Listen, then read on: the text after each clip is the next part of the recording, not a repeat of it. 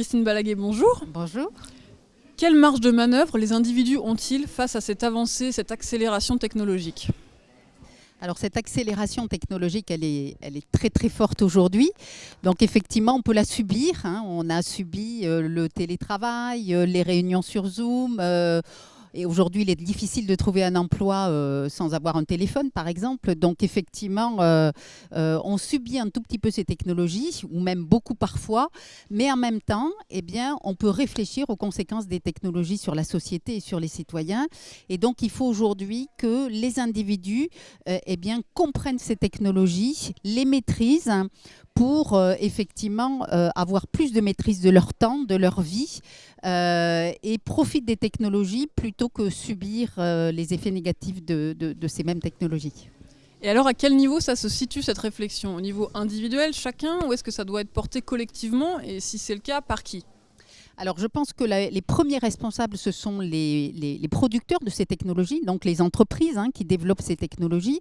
Nous, on a développé une approche qui s'appelle Good in Tech.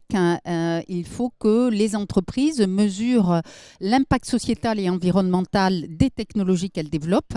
Et il faut absolument garantir que ces technologies ont du sens, soient positives pour les individus. Et il faut aussi s'assurer qu'il n'y ait pas d'effet négatif. Je prends un seul exemple. Par exemple, dans le domaine du recrutement aujourd'hui, on a des programmes d'intelligence artificielle pour des traitements automatiques de CV ou pour des vidéos qui sont traitées aussi par de l'intelligence artificielle. Eh bien, on sait que ces technologies peuvent être source de discrimination sur plein de données qui sont captées soit dans un CV, soit dans la vidéo. Et donc, il faut s'assurer, bien sûr, que si des entreprises recrutent avec ces technologies, eh bien, il n'y ait pas ces effets de discrimination. Donc, pour simplement synthétiser, il faut mesurer aujourd'hui les impacts sociétaux et environnementaux des technologies. Ce sont les entreprises qui doivent le faire. Et bien sûr, il doit y avoir aussi de la régulation. Et puis, nous, on a développé cette initiative Good in Tech. C'est une initiative qui n'est pas du tout commerciale. Et donc, il faut aussi qu'il y ait des organismes indépendants de type Good in Tech qui soient des labels, des labellisations aussi de ces technologies.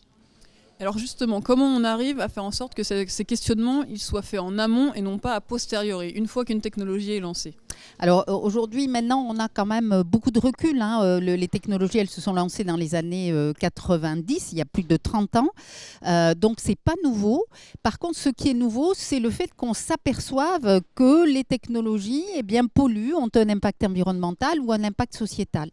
Et donc, il y a une prise en compte aujourd'hui de ces sujets quand même au sein des organisations, au sein des entreprises, au sein de la société.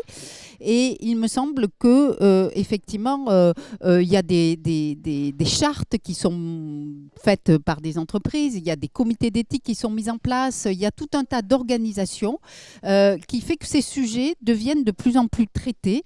Et je suis plutôt optimiste pour la suite, mais il faut prendre en main ce sujet pour ne pas, encore une fois, qu'on ait un futur qu'on subit hyper connecté et qu'on n'ait plus de vie, mais qu'on retrouve nos vies avec, je prends souvent l'hybridation entre des systèmes qui sont des machines et puis évidemment l'humain. Merci beaucoup.